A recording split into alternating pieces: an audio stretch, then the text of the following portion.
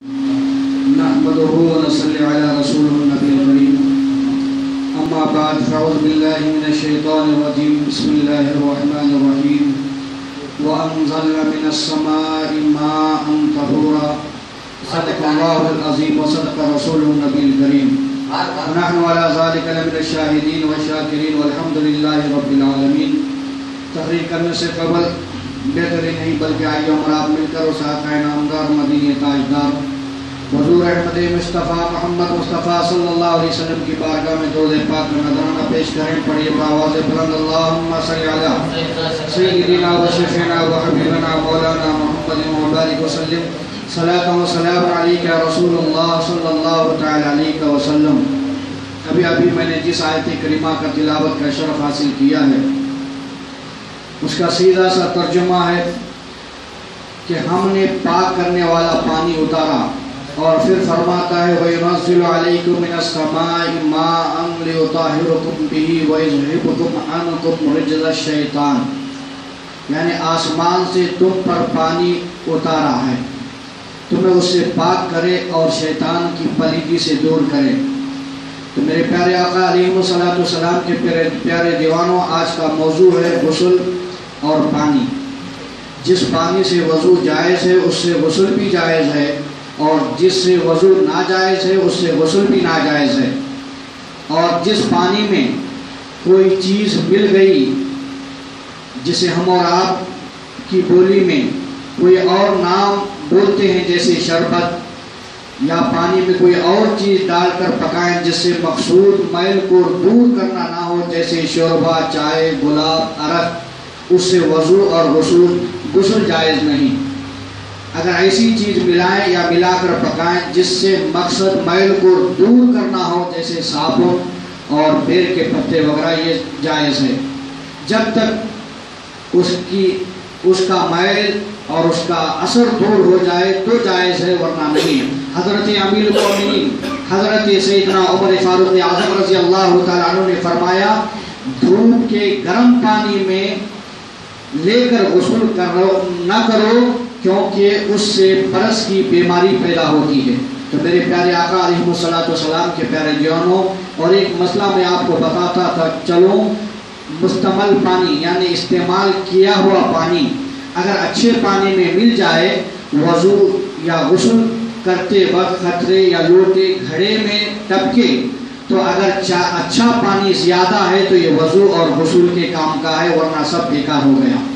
اور ایک مسئلہ یہ ہے کہ پانی میں ہاتھ پڑ گیا یا اور کسی طرح سے استعمال کیا ہوا پانی جس کو شریعت میں مستعمل ہو گیا تو اچھا پانی اس سے زیادہ اس میں ملا دیں.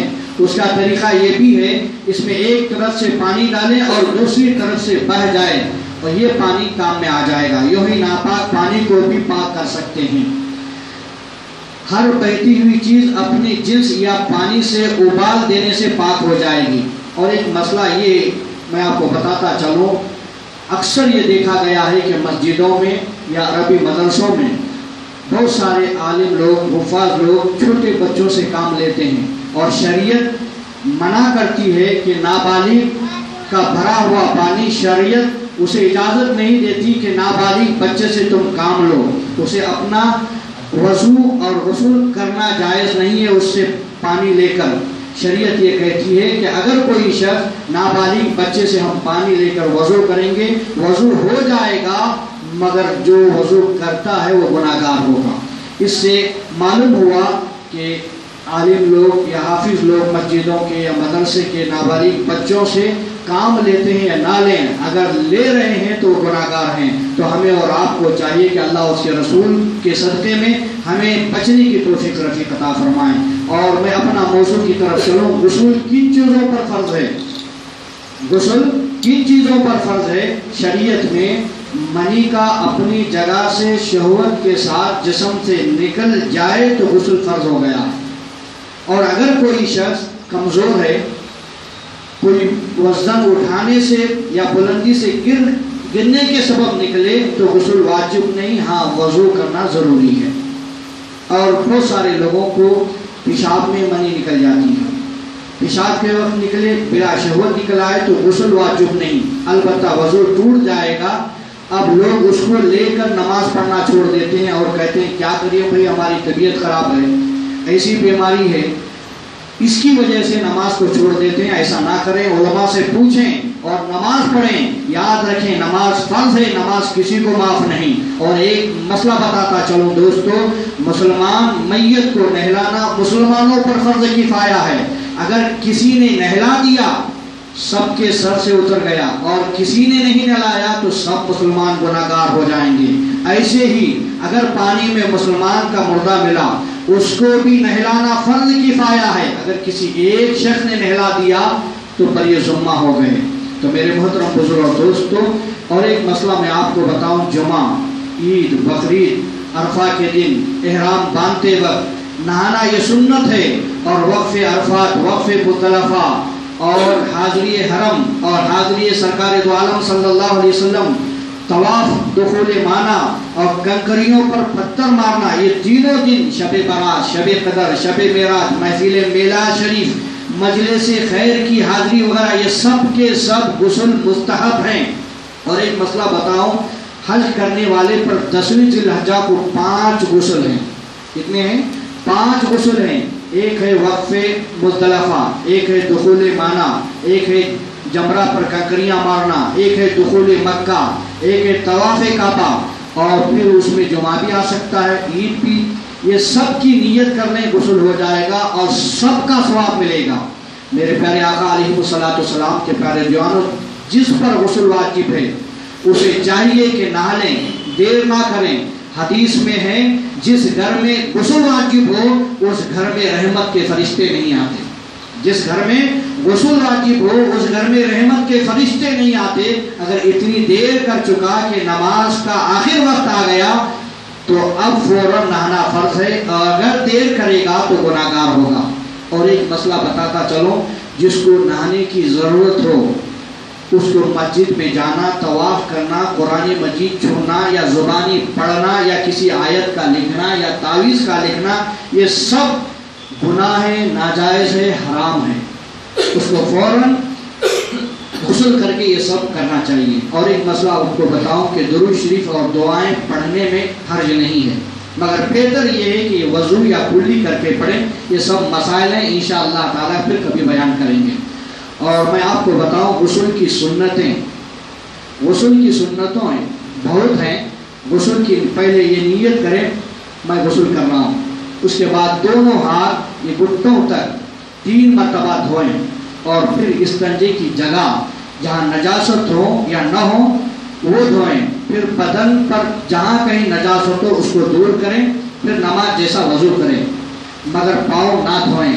ہاں اگر چوکی یا تختہ یا پتھر پر نہائے تو پاؤں بھی دھو لیں، پھر بدن پر 3 مرتبہ یہ دانے موڈے پر پانی بہائیں، پھر بائیں موڈے پر 3 مرتبہ پانی ڈالیں، اور تمام بدن پر 3 بار پانی ڈالیں۔ اور نہانے میں قبلے کی رخ نہ ہو، یعنی قبلے کی طرف نہ کریں، تمام بدن پر ہاتھ پھیریں اور ہاتھ سے ملیں، ایسی جگہ نہائیں کوئی نہ دیکھیں، اور اگر یہ نہ ہو سکے تو ناف سے گھٹنے تک کے جسم کو ڈھانکے رکھیں۔ اور غسل خانے میں بات بھی نہ کریں، بات کرنا بھی شریعت میں منع ہے غسل خانے میں۔ اور میں آپ کو بتاؤں، اب یہ تو یہ ہو گیا، اب اکثر یہ ہوتا ہے کہ ہم اور آپ ندی میں نہاتے ہیں یا ہمارے زبان میں کنال میں نہاتے ہیں، وہاں کیا کریں؟ تو اس کے لیے مسئلہ یہ ہے، اگر بہتے پانی میں نہائیں، مثلا دریا یا نہر میں نہائیں، تھوڑی دیر اس میں رکنے سے 3 بار دھونے اور وضو کرنے کی سنت ادا ہو جائے گی، اور اسی پانی میں 3 بار حرکت دیں، جسم کو ہلائیں تو 3 بار دھونے کی سنت بھی ادا ہو جائے گی۔ اللہ عز و جل فرماتا ہے وَإِن كُنتُمْ جُنُوبًا فَاتَّطَهَّرُوا، اگر تم جنب ہو تو خوب پاک ہو جاؤ، یعنی غسل کرو۔ اور فرماتا ہے حَتَّى يَطْهُرْنَ، یہاں تک کہ حیض والی عورتیں اچھی طرح سے پاک ہو جائیں۔ اور اللہ عز و جل فرماتا ہے یا ایھا الذین آمنوا لا تقربوا الصلاة وانتم سکارى حتى تعلموا ما تقولون ولا جنوبا الا عابر سبیل حتى تغتسلوا۔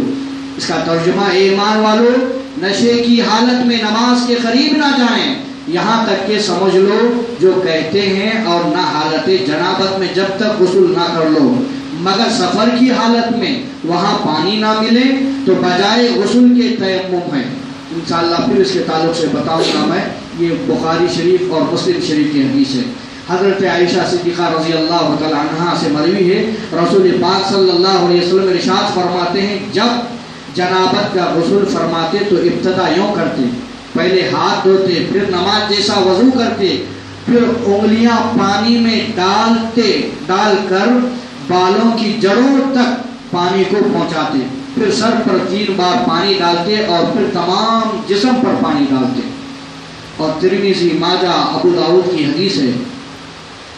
رسول اللہ صلی اللہ علیہ وسلم فرماتے ہیں ہر بال کے نیچے غسل ہے, ہر بال کے نیچے غسل ہے تو بال کو دھوئیں اور جلد کو صاف کرو. حضرت علی رضی اللہ تعالیٰ عنہ سے روایت ہے رسول پاک صلی اللہ علیہ وسلم فرماتے ہیں جو شخص جس شخص کو غسل فرض ہے ایک بال کی جگہ بے دھوئے چھوڑ دے گا اس کے ساتھ آگ جیسا سلوک کرے گا, یعنی عذاب دیا جائے گا جس میں آگ میں ڈالا جائے گا.